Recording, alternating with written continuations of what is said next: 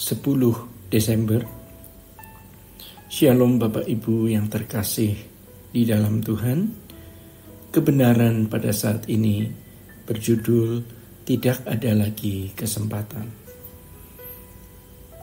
Paulus dalam suratnya menyatakan pilihannya dengan mengatakan, malahan segala sesuatu kuanggap rugi karena pengenalan akan Kristus Yesus, Tuhanku, lebih mulia daripada semuanya.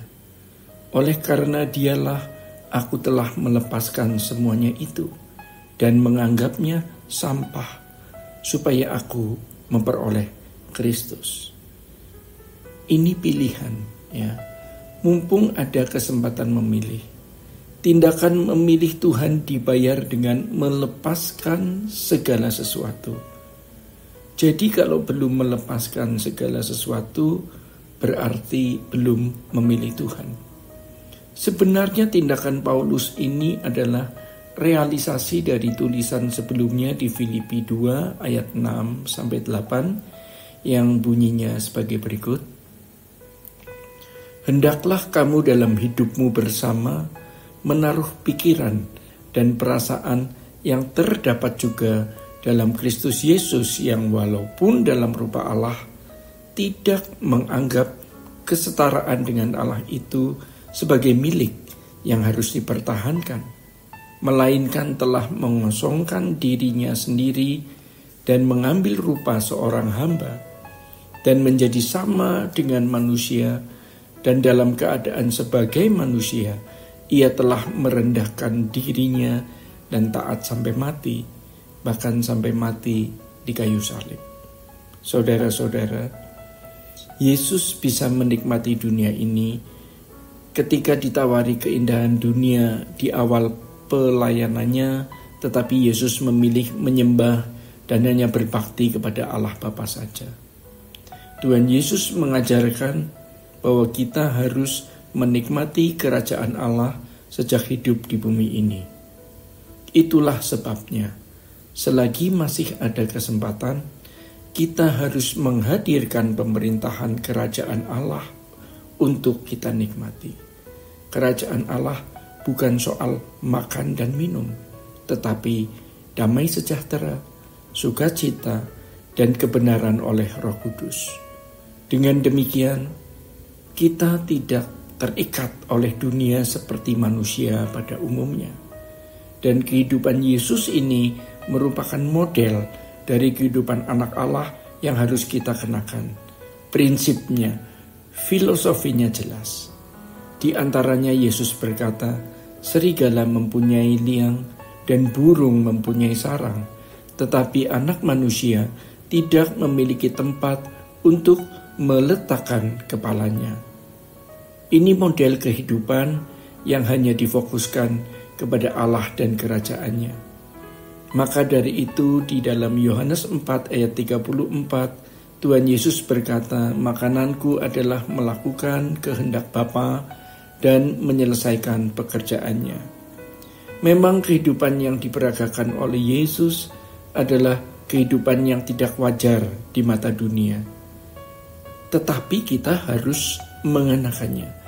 Kita tidak bisa menghindari, karena memang itulah kehidupan anak-anak Allah. Dan Tuhan mematangkan pengertian kita dengan berbagai persoalan hidup. Badai-badai yang membuat kita terbang lebih tinggi dan melihat tragisnya hidup. Coba perhatikan. Orang yang prinsip hidupnya adalah menggunakan kesempatan untuk menikmati kesenangan dunia adalah orang-orang yang berpikir bahwa masih ada kesempatan nanti untuk bertobat dan berubah. Dan itulah yang juga meracuni kita selama belasan bahkan puluhan tahun.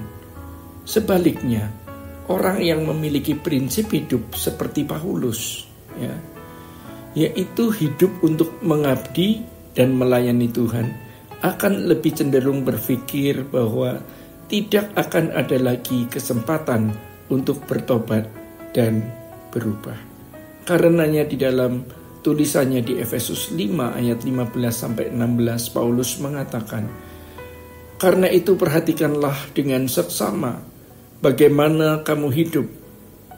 Janganlah seperti orang bebal, tetapi seperti orang arif, dan pergunakanlah waktu yang ada karena hari-hari ini adalah jahat. Kita harus benar-benar berbenah, berkemas-kemas, yang artinya siap berangkat, siap hari ini, bukan nanti, tapi sekarang. Coba kita membayangkan diri berada di hadapan tahta pengadilan Allah. Masih ada tidak dosa atau kesalahan yang kita lakukan? Masih ada tidak pekerjaan yang belum kita tunaikan, belum kita selesaikan? Maka dari itu, sekecil apapun, sehalus apapun dosa dan kesalahan harus dibereskan. Manusia lain tidak perlu tahu. Di pengadilan Tuhan nanti baru kita gelar perkara.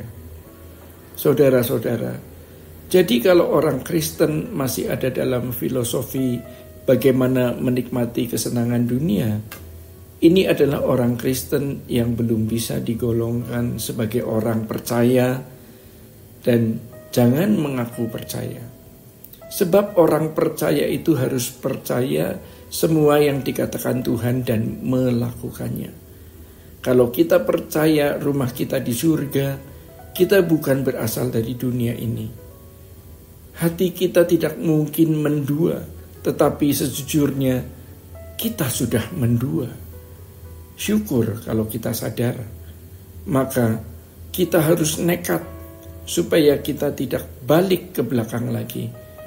Sebab kita punya potensi balik ke belakang. Jadi surga itu bukan rumah kedua. Salah kalau kita memandang surga itu rumah kedua. Surga adalah rumah kita satu-satunya. Rumah di bumi adalah persinggahan. Orang Kristen yang merasa punya dua rumah adalah orang Kristen yang pasti tidak memiliki kesetiaan yang sejati. Pasti masih ada percintaan dunia atau hidup di dalam keberhalaan. Dan orang-orang seperti ini pasti kurang atau tidak menghargai rumah Bapa, maka tidak merindukannya. Dan orang yang tidak menghargai rumah Bapa adalah orang yang tidak mencintai Bapa. Jangan berpikir masih selalu ada kesempatan. Sebab kita tidak tahu kapan berakhirnya waktu hidup kita. Bapak Ibu yang terkasih di dalam Tuhan, demikian kebenaran pada saat ini. Tuhan Yesus memberkati. Sola Gracia.